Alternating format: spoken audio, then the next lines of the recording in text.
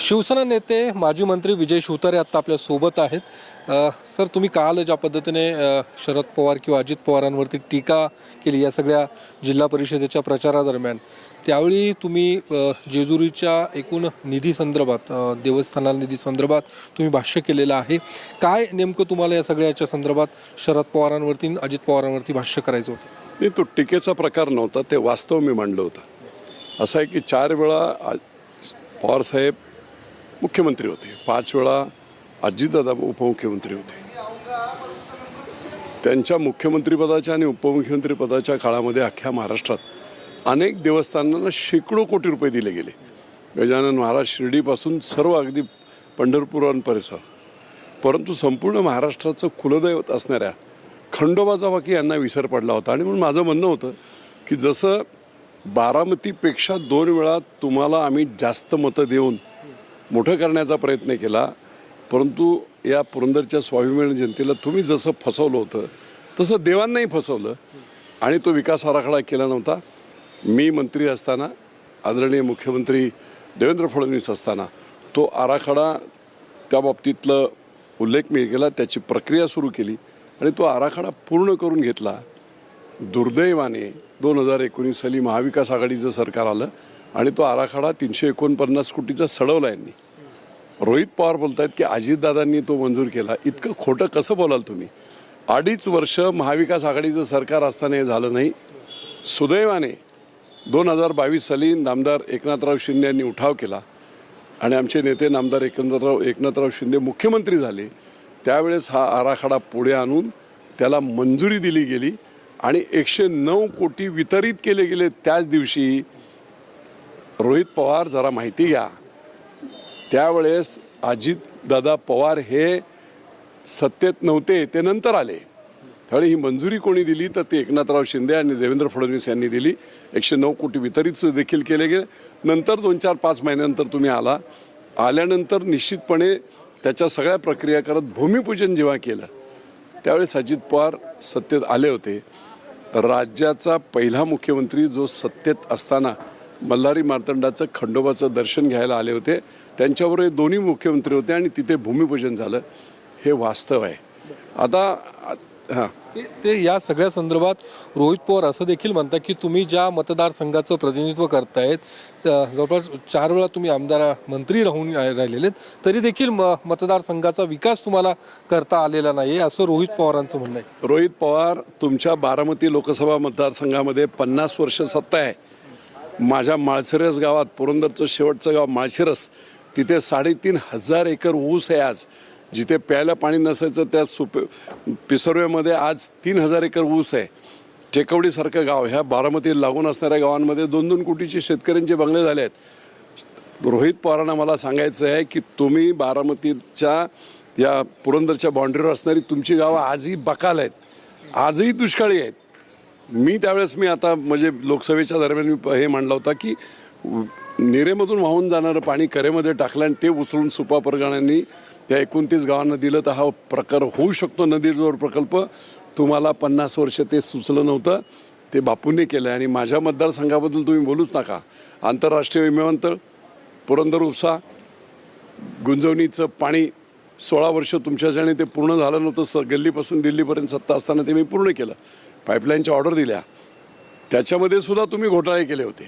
म्हणजे 2019ला जेव्हा महाविकास आघाडीचं सरकार 20 जुलै 2020ला मूळ दुष्काळी भागातून जाणारी मी केलेली त्या तत्कालीन पाईपलाईन, म्हणजे तोंडल, परिंचे, माहूर, हरणी, वाल्हे आणि वाल्ह्याच्या बारावाड्या सकट राखेला जाणारी पाईपलाईन भ्रष्टाचार करून तुम्ही ती बदलली आणि ती खालून कुडून टाकली जेऊर आणि मांडकीमधून राखेला.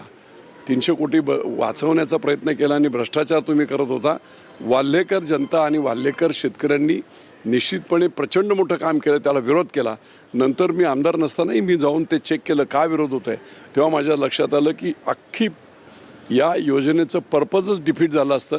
दुष्काळी भागातून पाणी न जाता खालून पाणी नेऊन तुम्ही मोठा गडबड केली होती. आणि म्हणून मी पुन्हा आमदार झाल्यानंतर ती लाईन बदलली, जशी ओरिजिनल होती तशी केली आणि 73 किलोमीटरपैकी 23 किलोमीटर लाईन मी पूर्ण देखील केली.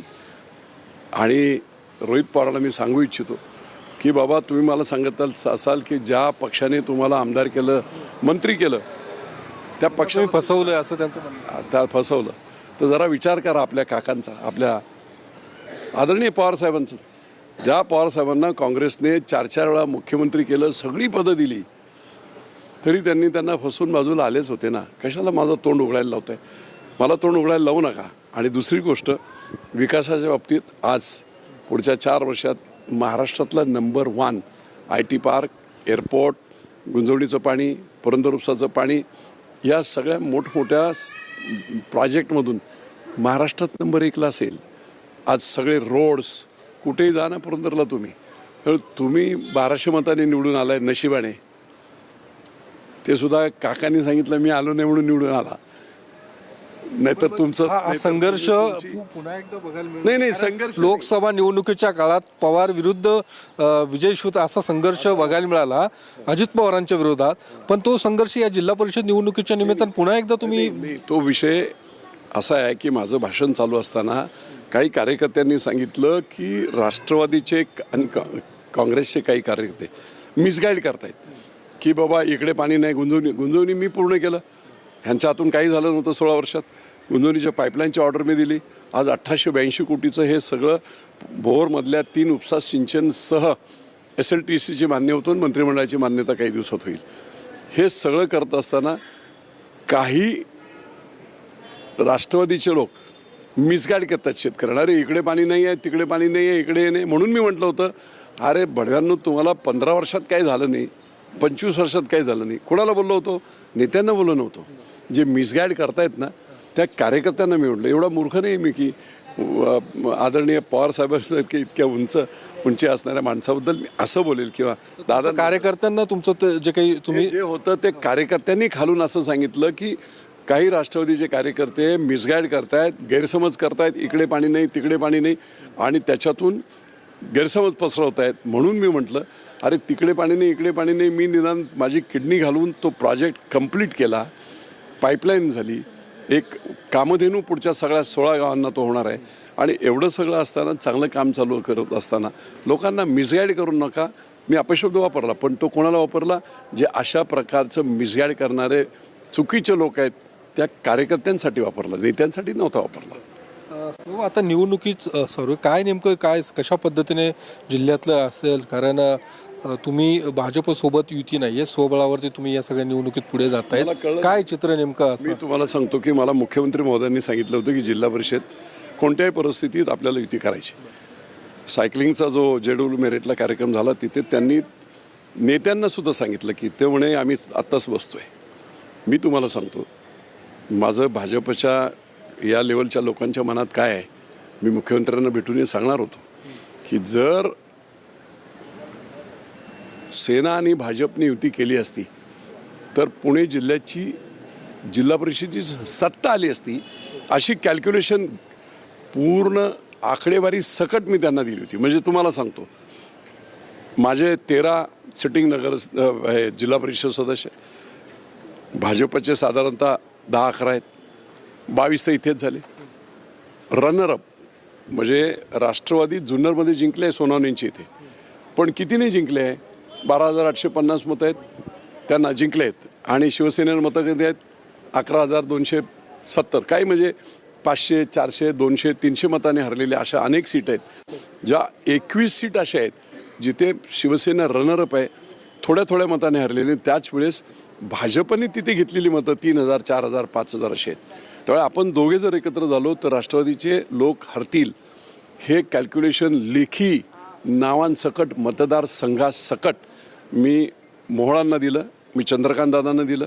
मी तिथे त्यावेळेस राजेश पांडे होते, त्यावेळेस तुमचे राहुल. की अडचण काय आली, कशामुळे? हे सगळं असताना जर सत्ता येईल एवढं चित्र क्लिअर कट लेखी आकडेवारींसकट दिलेलं असताना जर ते रिस्पॉन्स देत नसतील तर त्यांच्या मनात काय आहे मला माहीत नाही. पण 1000% मी सांगतो, जो प्रपोजल मी दिलं होतं त्या प्रपोजलने पुणे जिल्ह्याची सत्ता भाजप सेनेकडे आली असती. तो रिपोर्ट मी मुख्यमंत्री महोदयांना सुद्धा कदाचित उद्याच भेटणार आहे, त्यावेळेस सादर करेल.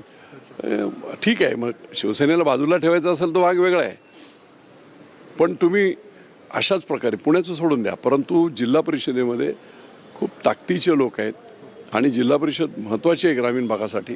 हे असताना देखील त्यांनी का असं केलं हे न समजण्याच्या पलीकडे आहे. आणि म्हणून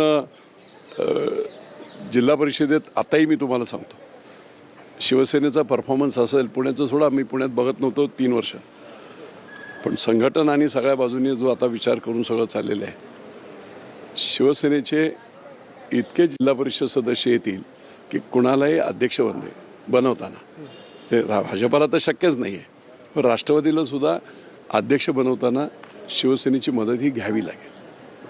धन्यवाद. तर विजय शिवतारे यांनी सांगितलं की ज्यावेळी जिल्हा परिषदेचा अध्यक्ष होणार त्यावेळी शिवसेनेला विचारात घेतल्याशिवाय अध्यक्ष होऊ शकत नाही आहे. आणि त्यासोबतच रोहित पवारांनी जी टीका केलेली आहे त्याला देखील विजय शिवतारे यांनी जोरदार असं प्रत्युत्तर देखील दिलेलं आहे. कॅमेरामन विशाल रायपुरेसह मी योगेश बोरसे, TV9 मराठी, पुणे.